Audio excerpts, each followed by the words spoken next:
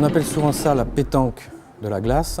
Il s'agit de poser, de faire glisser plutôt les pierres jusqu'au cœur de la cible. La différence avec la pétanque, et c'est ce qui fait qu'il y a des stratégies qui sont différentes, c'est que chaque équipe joue de manière alternative. Donc le geste consiste à faire glisser la pierre sur la glace et le plus important pour lui donner le curl, c'est-à-dire ce qui va faire qu'elle va tourner sur elle-même, et c'est le moment le plus délicat, en fait, sans doute le geste le plus technique de tout le curling, c'est le lâcher de la pierre, doigt par doigt, dans un sens ou dans l'autre, pour lui donner un curl horaire ou un curl anti-horaire.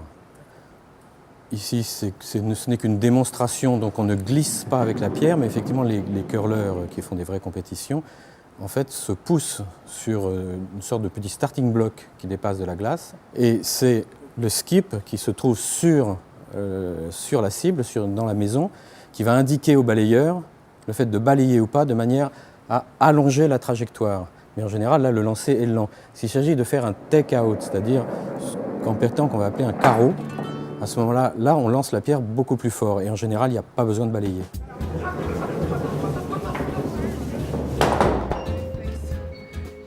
Dans un monde idéal, il n'y a pas de frottement. Donc quand vous lancez un objet sur une surface, il va aller en ligne droite et toujours à vitesse constante. Or, on est dans un monde réel, donc voilà. Le but, en frottant, c'est de faire une légère pellicule d'eau à la surface de la glace qui va permettre de diminuer les frottements au fur et à mesure. Et donc on va pouvoir atteindre la maison qui est la cible au curling.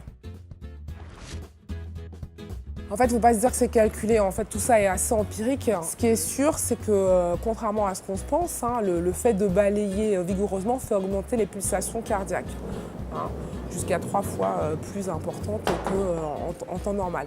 Donc c'est quand même, c'est pas un sport d'endurance, mais c'est un sport qui, tel un sprint, vous faites beaucoup d'efforts en très peu de temps.